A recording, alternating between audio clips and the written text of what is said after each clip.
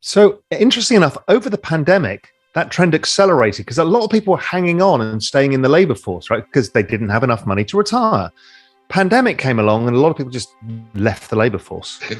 So what does it mean? So there's a lot of talk of inflation and growth, but the trend rate of growth is likely to be going down because, and we won't know for a year or two until the stimulus comes out and the economy settles. But the reality is the highest earners have now stopped earning and they've left the labor force. So now they're left with their savings. A lot of them will switch to bonds. And so they've got their final amount of money, or they become more risk averse because God forbid you get a 50% market crash and lose half your wealth on retirement.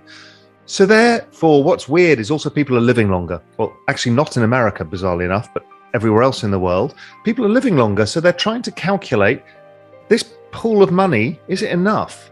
So I'm seeing my mother going through this calculation right now. She's 78 years old and she doesn't know if it's going to be enough. Now, luckily, I can backstop her.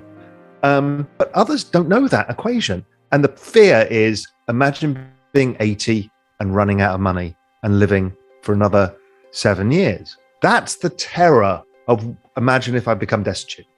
So what it creates is a behavior that people tend to spend a lot less than they would have done. So I think that the baby boomers en masse will spend less than they would have done.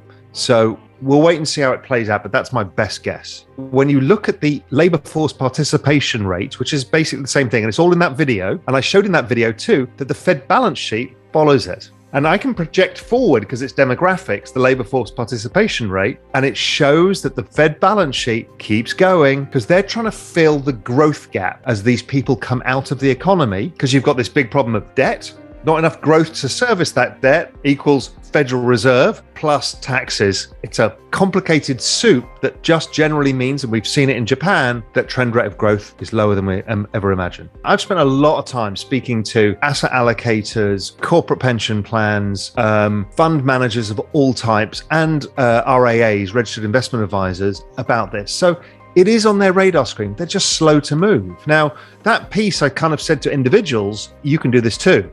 And, you were one of the people who did that. You just retired and you thought, well, okay, do I have enough savings to live off for the rest of my life? Probably not. What do I do? And I said, listen, this might be the answer.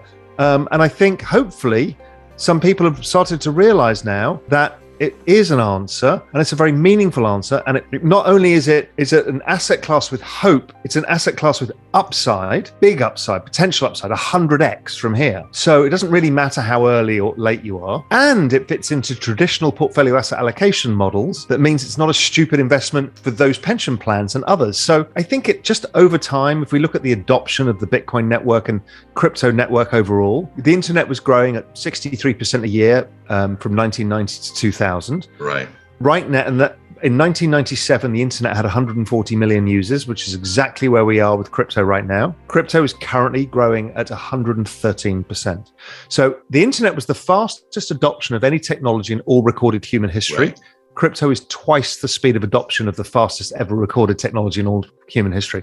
We get to 1 billion people by 2024. That's exponentiality, my friend. We can't get our heads around how does 140 equal that, but that's what it does. I think by 3 years we'll have broken the back of it, meaning the tide will have moved. Now we've seen the early adopters, that's clear. We're all celebrating those victories, but then it's just going to become regular that we hear this. So we'll have broken the back of the momentum, and by about 5 years, 6 years, it'll be expected, and you'll have to be answering to your trustees or your board why you've not use crypto. So that whole narrative will change because the regulators will have approved it. The central bank digital currencies will be in place.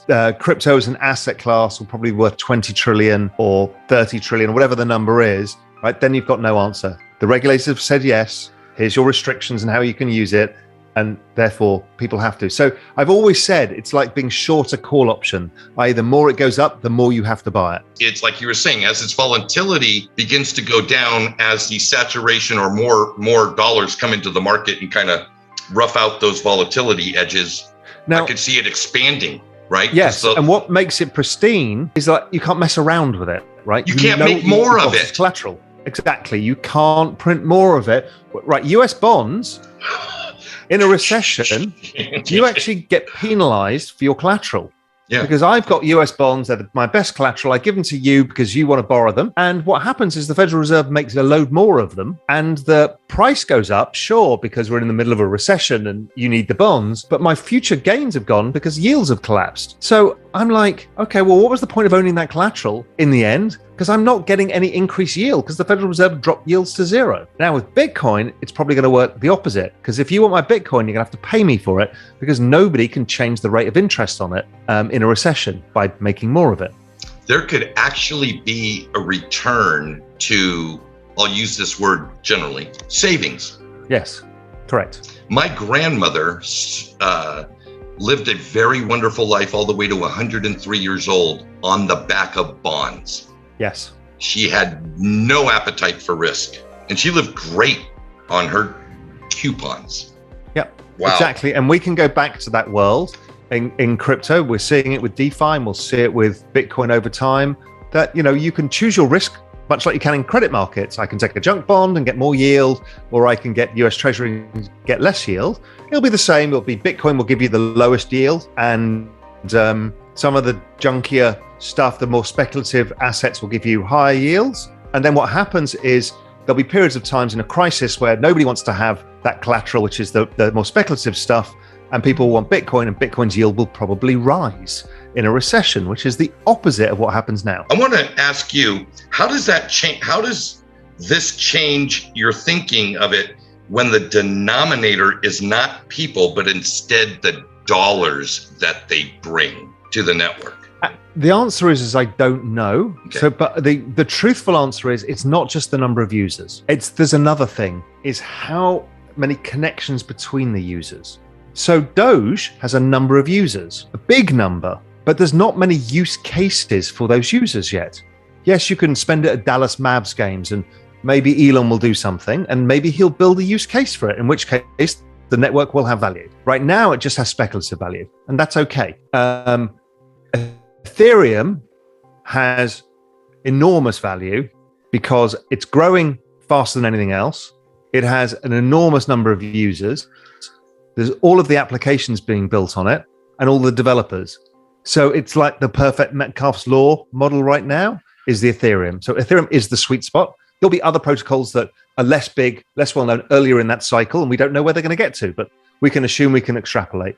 So that's how I think of it. Don't think of the dollars. Don't think of the investments. It's the head check is, do a lot of people invest in it? Do they want to be part of the network? And can they do stuff on that network? Bitcoin is building out its use case to deepen its, above store of value. The Lightning Network is one of the key things. And, they're trying to develop more smart contracts and stuff. Does that take off?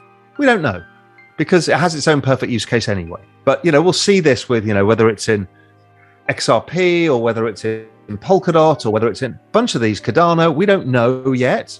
Some of them are early, some of them are later. I mean, XRP is later and has more adoption, but people aren't yet convinced of the adoption. So that's okay, but we know what to track.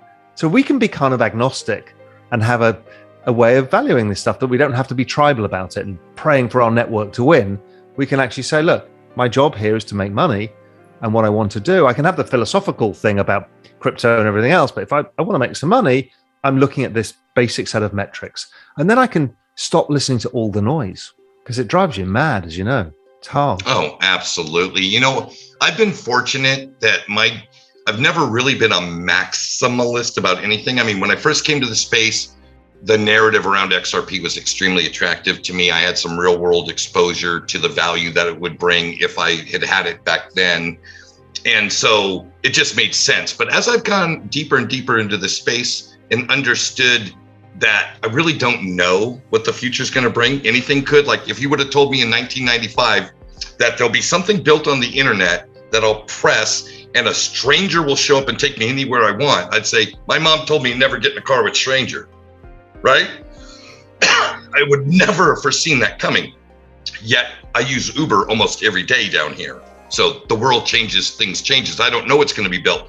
But I think the answer for me, I built my portfolio around a foundation of smart contract platforms because I believe that will be where an app is built that reaches billions of people. Will be on one of these Cardanos or Ethereums or Polkadots or Algorands or whoever. So I've got a nice basket of all those things, and I'm perfectly happy just sitting back and letting all that massive human capital that's come into the space go to work, and the finance guys like you come in and say, hey, there's alpha here.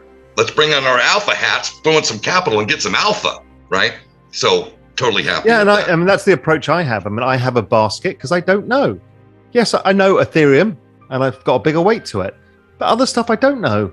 And I'm intellectually honest with myself that I don't know, but I'm quite interested in all of these protocols, and let's let the magic of the markets play out, because most of them aren't going to go to zero, but maybe some of them dramatically underperform. But there's going to be a bunch of these that are going to really, really, really outperform, and it will easily outweigh the ones that have underperformed.